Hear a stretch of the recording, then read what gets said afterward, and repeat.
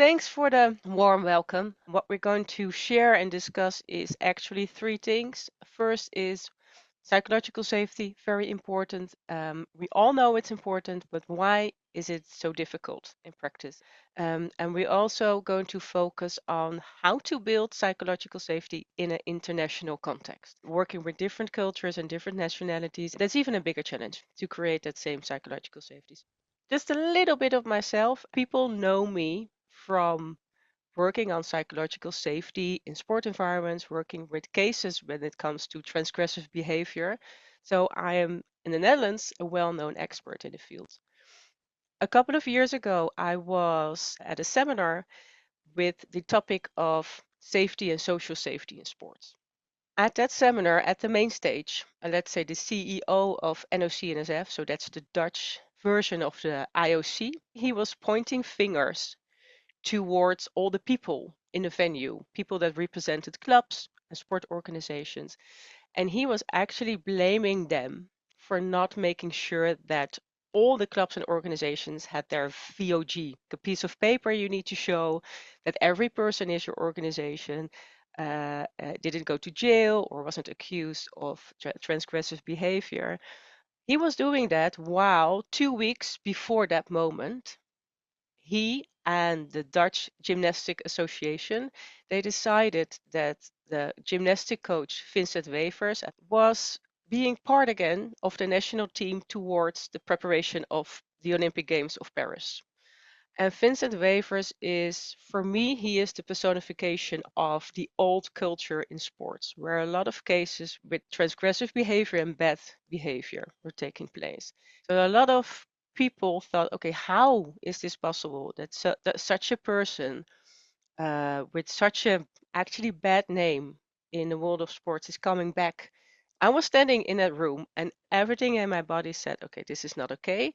But there was a voice at the back of my head saying, I don't dare to speak up. I'm the expert in the field. People know me. I'm training people in psychological safety. But there was a voice in my head saying, maybe I need to work with those people. Maybe they can hire me to solve their problems. So I have to look good. And that was also the moment that I realized this is such a difficult topic. We need to work together as coaches, as facilitators, as leaders, also in Obeya sessions, to make sure that people are able to speak up and create that psychological safety. There are a lot of stories where psychological safety is lacking. We know it from the health industry that nurses don't share their concerns when a doctor who is higher in hierarchy says, okay, this is the doses that a patient needs to have. There are a situation of pilots. We have also in the world of sports, in football, and also on the left side, in Obeya sessions, in daily sessions, beautiful visual things on the wall, making it transparent where we're working on. But is it the real information? And if people think that it is not real information, do we dare to speak up and say, I think something is wrong? The previous years, you saw a lot of big companies, big organizations struggling with a lot of big issues because of lacking psychological safety. We had the Volkswagen case, that there was a lot of things going wrong with the emissions. A lot of people in the organization knew, okay, these percentages, they are not right, but no one spoke up. And there was, after a big scandal from millions, because actually they were lying to the market. The same thing happened to the bank Wells Fargo in the US. A lot of pressure on performance and getting your targets. And a lot of people were so overpressed that they decided to sell fake accounts to clients. And everyone knew in the organization, this is not okay, this is not right. But no one spoke up and say, this is not the way we should do it. And a recent case, I think we all know it by now, Boeing, the company that was known for safety first and bringing passengers safely towards destinations. In a couple of years, it went down to a company that literally planes are falling out of the air because a lot of focus on efficiency, a lot of outsourcing, and all those people that were working in other countries didn't dare to speak up about, okay, I really don't understand what this contract means, or I really don't understand what we have to build right now. And this is also because of a lacking psychological safety. many things went wrong. These are all situations where I and you and a lot of people think, and how is it possible that no one shared concerns or no one raised their hands? And that is because we don't want to look ignorant, we don't want to look incompetent, we don't want to look intrusive, and we don't want to look negative. So when we are going to school, we were told to share the good answers, don't be negative, don't challenge the status quo, and you have to give the right answers.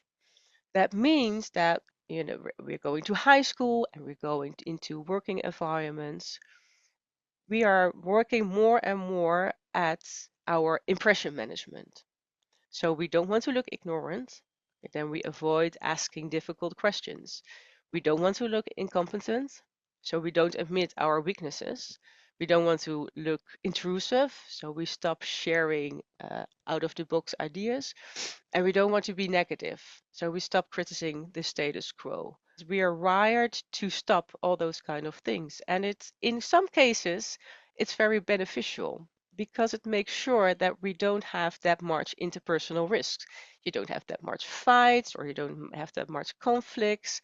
But when we are in a learning organization and we're working with colleagues towards, a kind of performance and kind of targets, we prevent our collaboration to learn and innovate and perform. Why is it so important to raise your voice and share your ideas and your risk in working environments? And Google started in 2012 with a investigation. Okay, what is the main reason, what is the main driver for high performing teams? And they investigated everything for 5 years in a row, based on diversity, based on experience, based on if there was a lot of hierarchy or less. And at the end of the 5 years, they found out that there was one key indicator for high performing teams, and that was psychological safety. And that means the ability to speak up and share your ideas. Just the feeling that your ideas and concerns and voice was heard and being respected was the main important thing for high performing teams. It is also very important because we are more and more working together in complex, fast changing world. We see that also in our Obeya session. A lot of complexity, a lot of new information, a lot of interdependencies with a lot of different stakeholders. The main thing to become a high performing team is to make sure you create a learning zone with each other, to make sure that every detail and every important detail and every knowledge is on the table and shared. So in this fast-paced world, it's becoming more and more important to create that psychological safety in business teams. Okay, what is the definition of psychological safety? Psychological safety is there a confidence in the team that everyone can share his or her ideas and concern and risk without being rejected or punished or being embarrassed? If this is not in place, you can end up in situations as Boeing, like airplanes are falling out of the air, or you can end up in situations where social safety is not in place and there are cases of transgressive behavior. The question that I often get, especially in the world of sports, is okay, but hey, we still need to perform, right? Actually, you can only perform in the best way if there is psychological safety. But it's not that if you have enough psychological safety that there is no performance. So there is no trade-off. You need both of them. And this is how you see how that is happening when you create both psychological safety, but also motivation and accountability and a performance culture. When you only have psychological safety, then it's a very nice environment, but it's not getting us anywhere because we're only comfortable and we're only nice, but it's not getting us into performance. When we have a low level of psychological safety, but also a lack of motivation and performance, then everyone gets in the apathy zone. I'm just okay. I'm just coming to my job. It's 9 o'clock. I'm leaving at 5 o'clock, and those are the people, mostly the talents, that are tend to leave. There's no safety to build things up, but there's also no performance drive.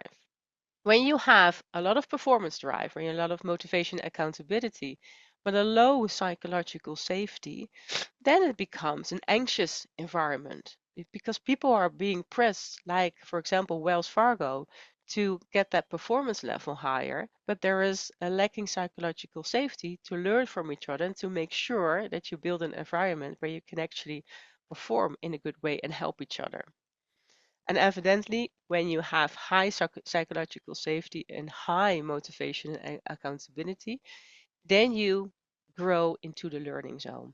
And that is where every important topic, important detail, important information is shared with each other and that we can learn from each other.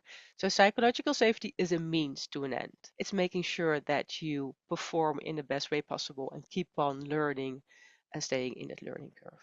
We see when we build on psychological safety and we build on getting into that learning zone, there is more innovation, the quality of the work is higher, there's more team learning, and there are better results when it comes to retention because your talents will stay instead of just, being scared of apathic and leave the company. Very much benefits on a business level, besides only the fact of building psychological safety. I also believe that everyone has the good intentions, but somehow we often say things that we think it is the right thing, but it doesn't work out that way. So what we often hear is things like, my door is always open. So please come. If you have something to say, just come to my office because I'm open for everything. But it's not about that. It's about how do you respond to someone when someone is entering. Does anyone has a question before I move on? I have to say, has anyone a question? But actually I want to move on because we're under time pressure.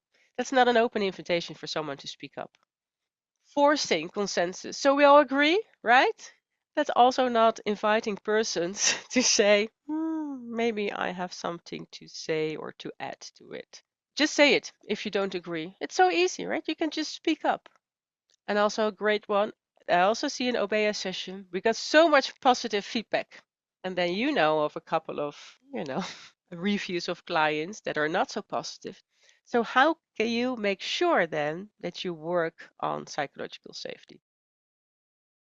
The Leader's Toolkit, it's based on 3 different elements. The first one is setting the stage. That means you have to frame with each other your learning objective. It's not about being nice and kind all the time. It's also not about sharing everything what's on your mind.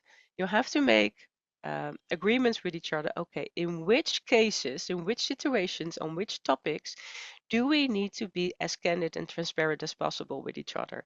Because on that topics, we need all the information on the table. And when you frame it in a more smaller assignment, then it makes it easier for people to speak up because it's about the topic and it's not about a personal thing. Invite participation. You have to create an environment where you acknowledge as a leader, but also as a facilitator, as coach, that you don't have all the knowledge in place and you need all the information of your colleagues or you need the information of your team members to make sure you make the right decision. But it's also about making sure you create forums where people can give input or have safe dialogues where you ask the right questions. And the third one is respond productively. And like I said, it's not only about, oh, my door is also open. It's also about when someone speaks up, how do you respond? How do you make sure that the other person feel that his or her answer or ideas is being respected? It sounds very easy, but most of the times, just acknowledging someone and thanking someone for speaking up and sharing an idea is the best thing that you can do. Knowing that we work in intercultural environments, then it makes it even more complicated to build that psychological safety. But the good news, there are also things that you can do to work on it. So, for example, invite participation. How do you make sure that people feel invited to speak up? In Japan, they use the methodology of nemawashi. In the roots, all the information is collected by all the people, and all that feedback and all that information is brought to the top of the tree, and the top is taking a decision. But that means that you have to be careful in the way you get that feedback. So not on the stage, on the spot, asking in a session, prepare people up front that you need their information for decision making. Make sure that they can provide their information up front. Make sure that you share what you're going to discuss and what you're going to ask from them up front. Let them share their ideas on behalf of a group so they don't feel uncomfortable by saying, I have this suggestion or I have this feedback. Make them build a little subgroup and then share their ideas or feedback on behalf of the subgroup. In the world, we have different speaking patterns. For example, the middle one, the Netherlands, we have a speaking pattern who's like this. When I ask something, I actually expect the other person to say the answer immediately. In some cultures, for example, in France, you see the blue speaking pattern. That people feel comfortable when before the first person has finished talking, the other person is already reacting and responding. For me as a Dutch person, that could feel, oh, that's a little bit offensive or not a safe environment. But for those people, it's completely safe because they trust each other that they can have that fast-paced dialogue. In a lot of cultures in the world, they have the gray speaking pattern. That means that when you ask something or share something, there is a natural moment of silence. And when you don't have that speaking pattern naturally from your own culture, that feels very uncomfortable. I worked with a lot of people from the Philippines, and I had to train myself in trainings when I ask a question to really have a stopwatch and stay quiet for 20 seconds after I ask a question. And after 5 seconds, I thought, maybe I have to rephrase the question. After 10 seconds, I start thinking, oh, I didn't express myself in the right way. After 15 seconds, I thought, okay, I'm dying. I need to do something. And after 20 seconds, someone gave a beautiful answer of my question, and it ended up in a beautiful dialogue. And another thing you can do to make sure you create a psychological safe environment, regardless which culture is involved, is the use of the talking stick. First of all, you're only allowed to speak when you have the talking stick in your hand. The second part is the most interesting part. What I often do is I say something and Jacobine is taking over the talking stick and she wants to share something as well, but not before Jacobine is summarizing what I said, because it is wired in our brain. When a person is sharing something, you're already thinking, oh, how am I thinking about it? How am I going to respond? By making sure you summarize first what the other person was saying, you are training your listening skills. And that makes sure you are really listening to the other person.